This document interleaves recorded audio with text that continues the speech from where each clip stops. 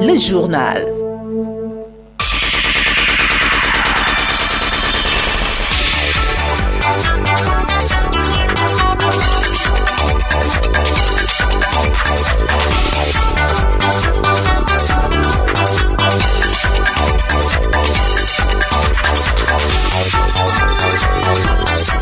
Mesdames, Messieurs, bonsoir et bienvenue au Journal Bilingue sur Royal FM. Je suis en compagnie d'Ivan Jobati. Good evening, Evans. Good evening, Francine Atiba. Hello, ladies and gentlemen. Let's take the headlines. 60e édition de la fête de la jeunesse, placée sous le thème « Jeunesse au cœur des grandes espérances ». Pour un Cameroun uni, stable et prospère, les jeunes s'expriment à ce sujet. Zéro transmission du VIH-Sida à Garoua, c'est l'objectif de la 5e étape de la caravane de mobilisation et de plaidoyer pour la pérennisation du projet élimination de la transmission du VIH-Sida de la mère à l'enfant. And in sports, the Yaoundé Multipurpose Sports Complex is currently hosting the first leg second round clash between Cameroon and Angola. The clash is ongoing in Yaoundé, counts as qualifiers to the Futsal African Cup of Nations to be hosted by Morocco this year. Those were our headlines. Stay tuned for more updates. Ouvrons ce journal par la santé. Comme je vous l'annonçais en titre, les autorités, acteurs multisectoriels dans le Nord, réaffirment leur engagement à rester mobilisés pour stopper la chaîne de transmission du VIH-Sida de la mère à l'enfant. C'est à la faveur de la cérémonie de plaidoyer pour la pérennisation des interventions du projet d'élimination de la transmission du VIH-Sida de la mère à l'enfant et une prise en charge pédiatrique en présence de Jean-Stéphane Biachia, secrétaire exécutif de Synergie africaine et un parterre d'invités présidé par le gouverneur de Garoua.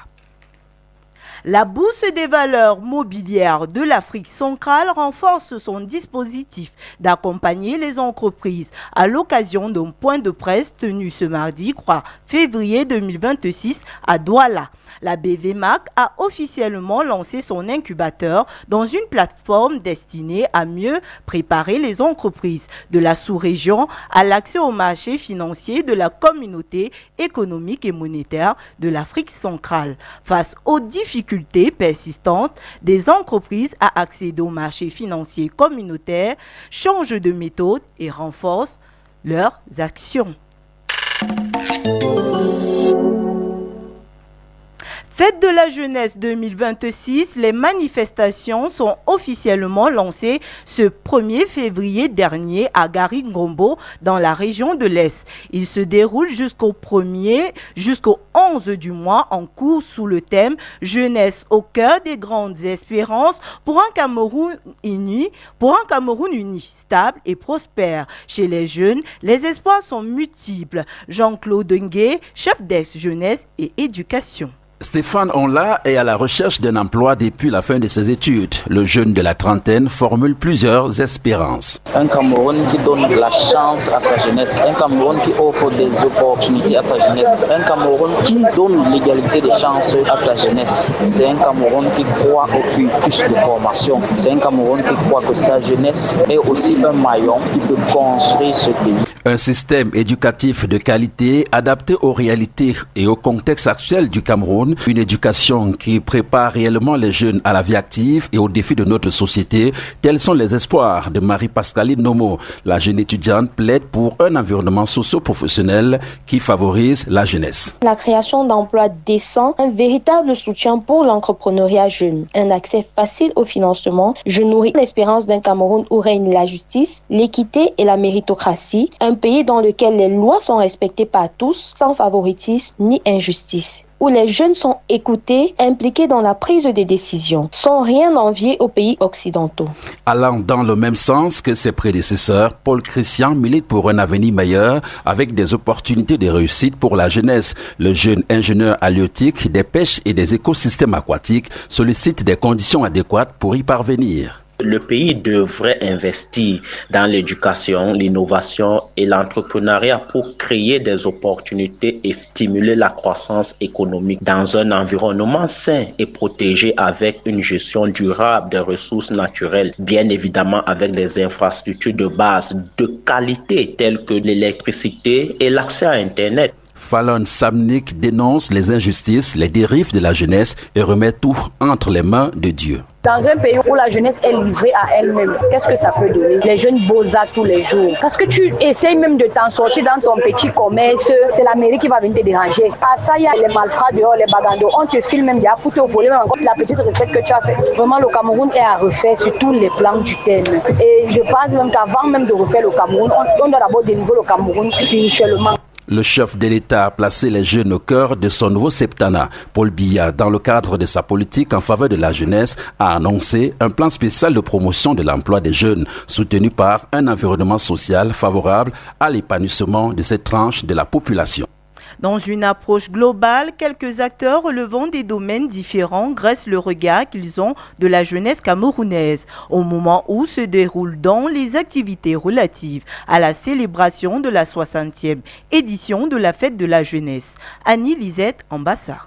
Communicateur de métier, Idrissou salue les efforts fournis par les jeunes qui tentent de sortir la tête de l'eau. Cette jeunesse-là qui a compris que pour libérer le Cameroun des chaînes du tribalisme et surtout de la pauvreté, cela passe par le travail, cela passe par l'entrepreneuriat. Et là, on sait que la base de tout, c'est d'abord l'école parce qu'une jeunesse formée est une jeunesse qui impulse une dynamique de développement et surtout d'évolution. Cette jeunesse mérite d'être protégée, surtout celle qui a tendance à s'égarer dans la consommation des stupéfiants et à travers des comportements déviants, lesquels inquiètent l'homme politique Denis Emilien Atangana.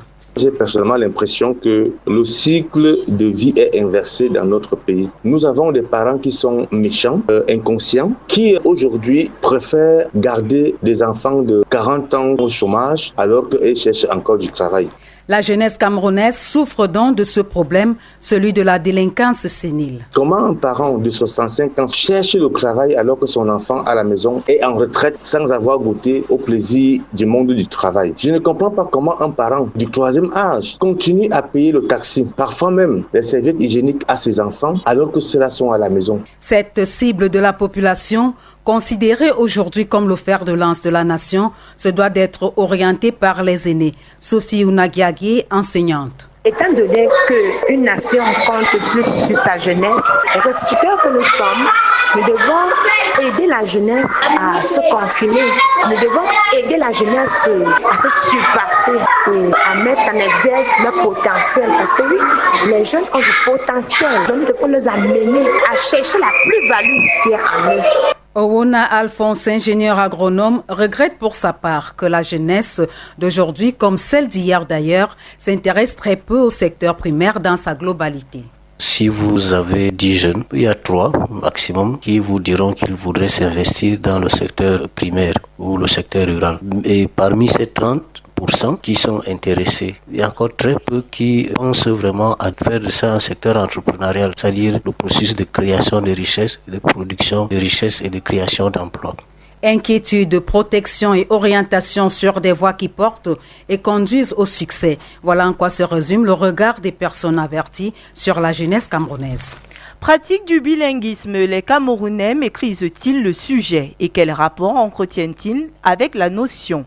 Autant de questions à eux poser au lendemain du lancement de la 21e édition de la Semaine nationale du bilinguisme.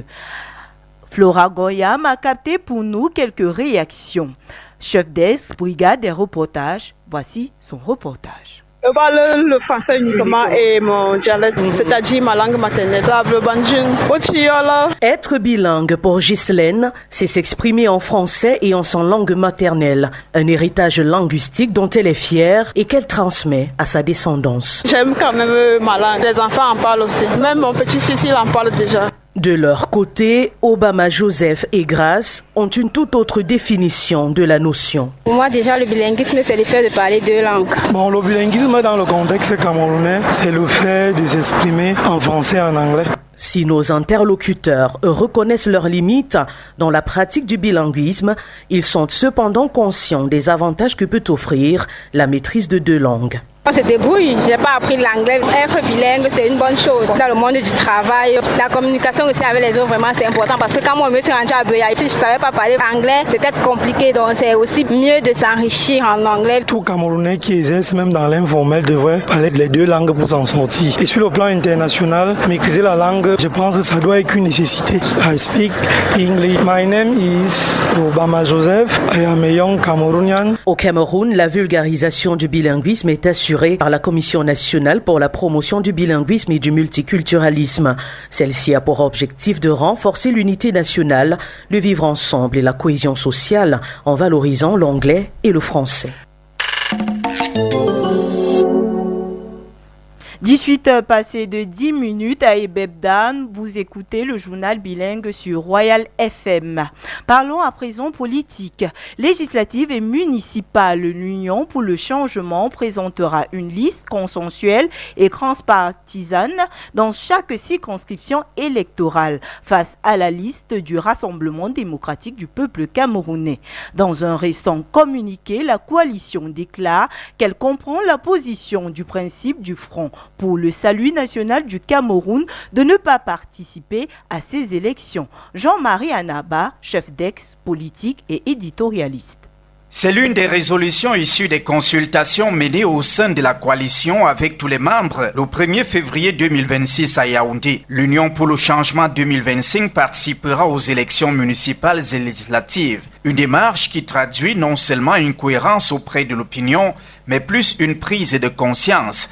Dr Ariel Meunier, politologue. À l'observation des conséquences qu'a connues le MRC pour n'avoir pas participé aux élections législatives et municipales la dernière fois, nous sommes rendus compte que ce parti politique, à la preuve, n'a pas pu participer à l'élection présidentielle. Au niveau même interne de la structuration des partis, il y a eu des impacts aujourd'hui qui sont visibles. L'UPC 2025 comprend la position de principe du FSNC de ne pas participer à ces élections. Elle annonce qu'elle présentera dans chaque circonscription électorale une liste consensuelle et transpartisane face au RDPC. En tant que coalition, le rapport de force de l'UPC 2025 est évident. Suite aux événements précédents qu'a connu le Cameroun après le scrutin présidentiel à travers les tensions sociales, cela peut avoir un impact ou influencer même également sur l'électorat et donner une opportunité à l'Union pour le changement de capitaliser le mécontentement populaire. Aller à l'élection législative et municipale est un pan essentiel pour le changement du Cameroun. Les candidatures sous la bannière de l'UPC 2025 sont ouvertes aux partis politiques membres de la coalition, aux militants des partis non membres et à la société civile.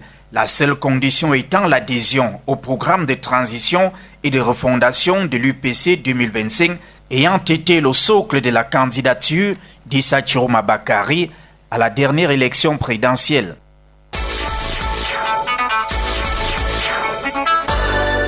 La page internationale. Génocide des Tutsis au Rwanda, le procès en appel de Claude Muyayimana s'est ouvert ce jour à Paris. Il est accusé de complicité de génocide et de crimes contre l'humanité et est interrogé devant la cour d'assises de Paris. En première instance, ce franco-rwandais, ancien chauffeur de Kibouy dans l'ouest du pays, avait été reconnu coupable de ces 2 chefs d'accusation et condamné à 14 ans de prison. Il est accusé d'avoir volontairement transporté des miliciens tout simplement à bras armés du régime génocidaire Hutu sur des lieux de massacre Tutsi, ce qu'il conteste fermement. À 65 ans, ce fils d'une mère Tutsi et d'un père Hutu risque la prison à perpétuité.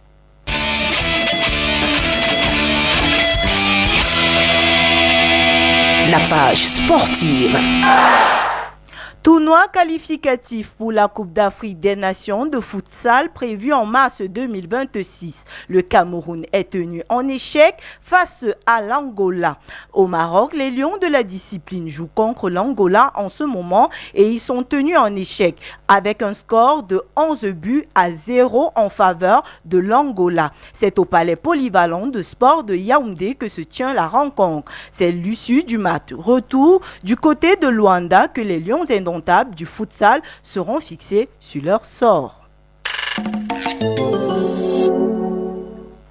The second part of the news in the English language with Evans Williams Njobati. Dear listeners, thanks for staying with us. We begin in politics, where the Union for Change coalition movement has announced that they will present a single consensual list in every circumscription nationwide to challenge the CPDM list during this year's legislative and municipal elections.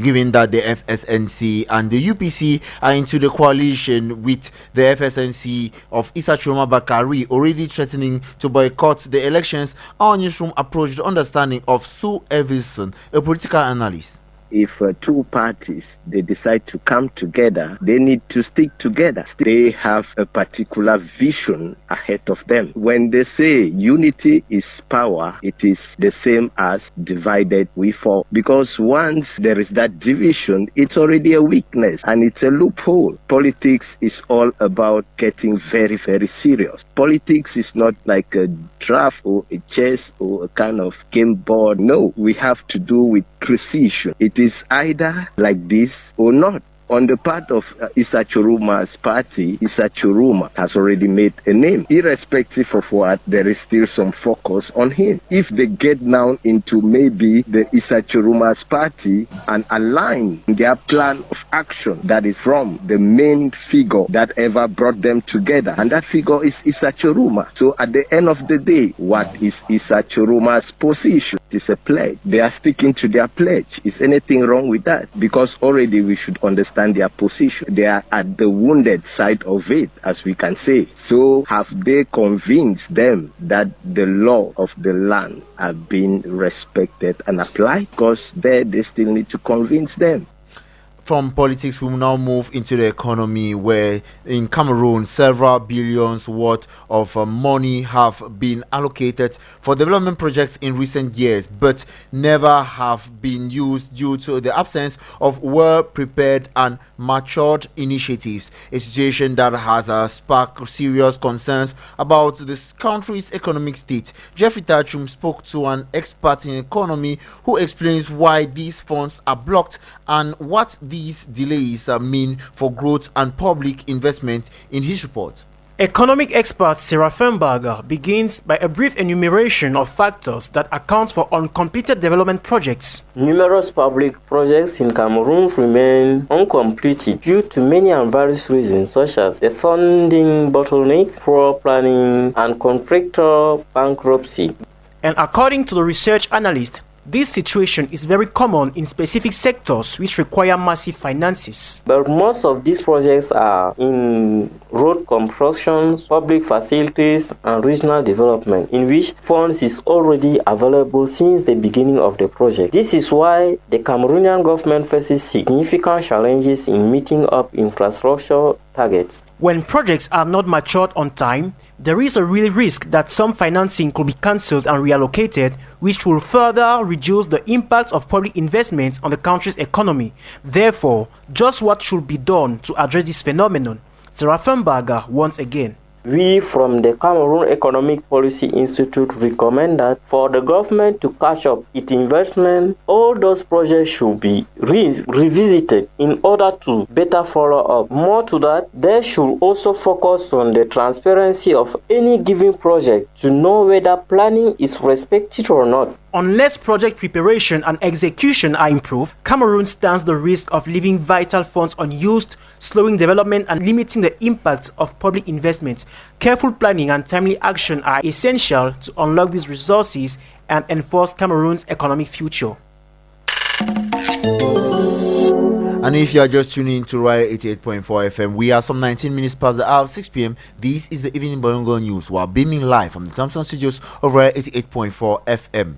Activities marking the country's 60th Youth Day have continued today at the National Museum with a youth village installed. Celebrations ran throughout the day with sectoral talks between young people and government officials earlier today.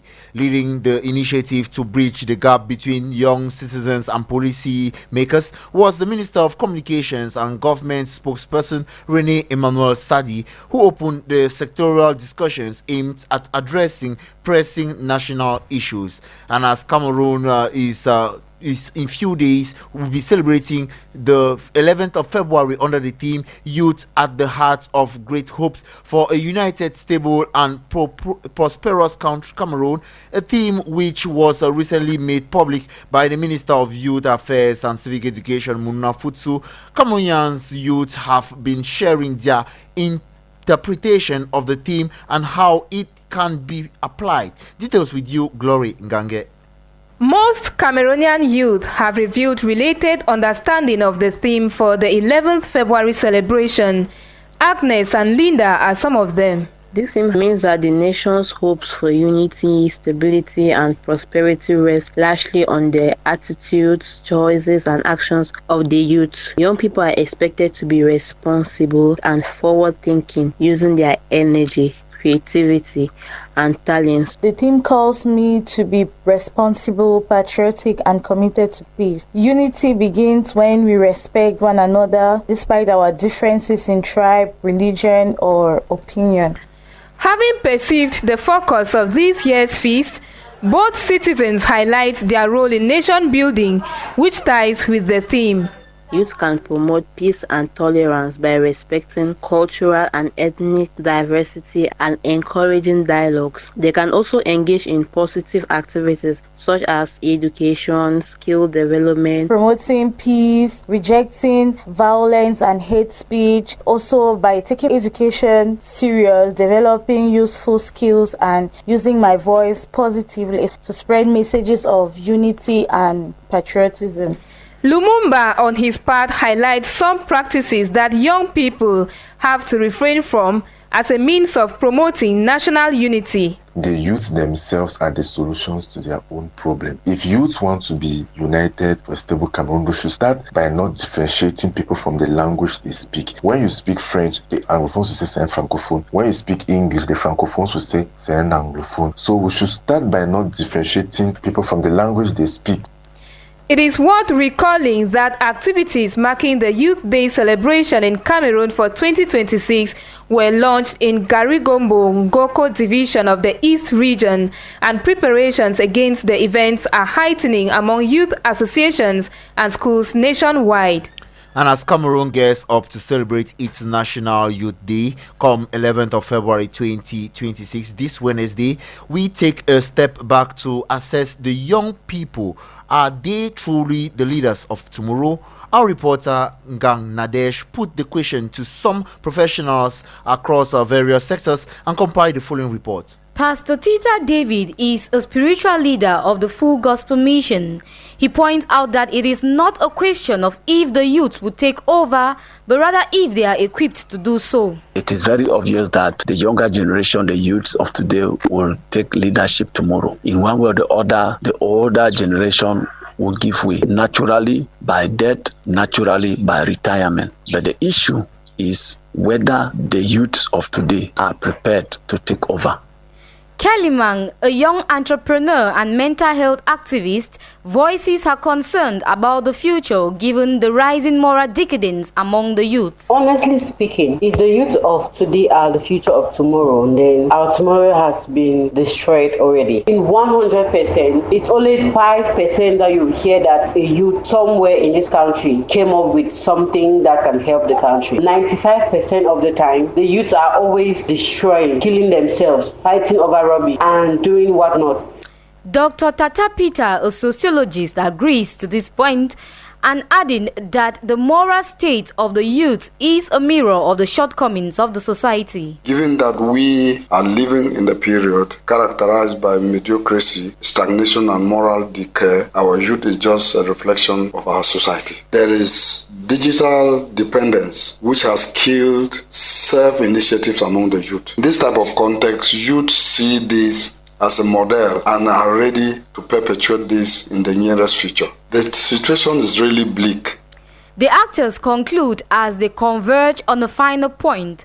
Addressing the fundamentals and tackling the root causes of these challenges is key. If we are preparing to celebrate Youth Day, we should actually reflect on what we are celebrating, because it is like we have created a generation gap. If the youth are what they are today, I begin to doubt the future we are going to keep for them. It's terrible. We need help. There's a challenge for the young people to focus in their studies, focus in training themselves, preparing themselves to take over leadership. And there's also the challenge of the older generation preparing the younger ones to hand over. Because like I said, whether we like it or not, the old ones will go. To sum it all, the youths are a reflection of the society they are growing up in. It is clear that the future is in their hands, but the issues affecting them must be addressed today for a brighter tomorrow. In more educational news, the Minister of Secondary Education summoned some parents and administrators for an emergency meeting in Douala on February 1st, 2026. These followed viral videos showing students in crime scenes on school campuses. Professor Pauline Alvalyonga emphasized on a strict follow-up of students and the need for the installation of cameras in some classrooms and other parts of the learning centers. Let's listen to the minister talking during the crisis meeting in Douala. Those students who want to stay, but do your work. Because we have a software today or tomorrow. I will not be asking you who was in class and who was not in class. Because if you have a class where students are toasting each other, it means that somebody was not in class.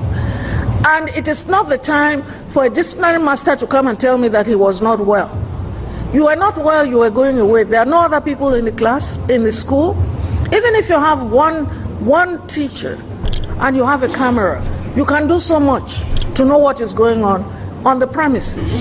You tell me, some of you tell me, you have cameras, but the students break them. You have to know that before somebody breaks a camera, the image has been taken. And you cannot stand there and be so helpless by saying that the students break this, break that. What are you a teacher for? And noting that most of the videos expose students from the government bilingual technical high school in Bona Batumbe, Douala, carrying out acts of indiscipline like alcohol consumption and fighting. Julius Neba is a pedagogue who hails the idea of this crisis meeting and also reveals the reinforcement measures to stop this growing phenomenon. He spoke on the microphone of our reporter Glory Ngange. This emergency meeting is necessary because you see children committing terrible acts in class, alcoholism, drug, and then sexual abuse and all the like. The classroom, a school where it was to be a place where we create a better society, has turned out to be a center of immorality. In installing the cameras in this classroom is to inhibit these children from carrying out these acts in the classroom. Obviously, it is not inhibiting them from carrying on the act. I mean, we are still educating a perverse generation, just preventing. I don't think that is the better solution. It will remedy the faces of the schools, but will remedy the lives of these children. There are certain scenarios that they say, no, they should not dismiss them. Some of these dismiss, but they dismiss you in a particular school, you restructure your mind, and before going to another one, all those measures that were curbing some of us to go up and become useful have been taken out of us. And then the children have turned to have powers more than the teachers. The parents on their own part are not doing enough to even help us at all. Parents will come threaten the teachers are teaching in fear. What I do as an administrator and with my team is that we have made a firm follow-up in such a way that anything that happens at home, the parents communicate us. Anything in school, we communicate the parents. We have the children very close to us. We dialogue with them. We don't keep that distance. Restructuring morals, pushing it, I think that is going to go a long way to solve this problem. Equally, yesterday, the Minister of Secondary Education, Professor Pauline Alvalyonga, officially launched the 21st edition of the National Bilingualism Week in the town of Ideya in the Sanaga Maritime Division of the Littoral Region, focused on the role of technology in promoting English and French in Cameroon. With this year's theme being Artificial Intelligence at the Service of Bilingualism, our newsroom questioned Cameroonians on if the new both national languages, that is English and French. Take a listen to them in this Vox Pop. If someone is bilingual, the person will not have a problem of communication. My official language is English, but I speak French. I learned how to speak French given the school I'm going to. To be bilingual is very good. It ease your communication with people. Bilingualism is improving in Cameroon. So I can go to the market, I can speak to the vendor, he or she gets what I'm trying to say, though the Francophones don't really speak the English, but they try to get what we say and they try to express themselves in English. Anglophones try to speak French, even with all the mistakes, but the Francophones in schools, markets, offices, the Francophones are not doing any effort to learn English language. Anglophones are trying, they use in the place of une, they use le in the place of la. And without transition, we'll move into sports as you heard in one of our top stories in prelude to the 2026 Futsal African Cup of Nations to be hosted by Morocco this year. The indomitable Futsal Lions are currently confronting the Parancras Negras of Angola at the Yaoundé Multipurpose Sports Complex in the first leg second round encounter qualifiers. As it stands, Cameroon has currently lost to Angola with a score line of 0-12.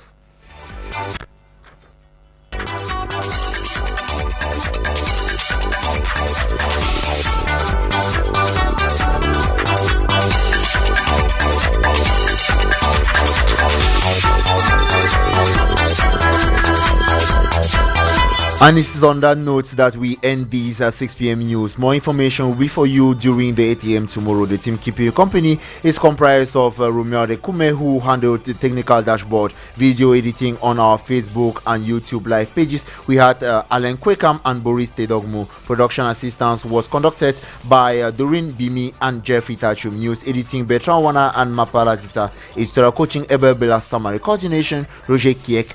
General supervision, the Reverend Pastor Bisai Emmanuel Noel. At the anchor, we were Evans Williams Jubati and Francine Ateba, c'est la fin de cette édition du journal bilingue du 18h sur Royal FM. Juste après nous,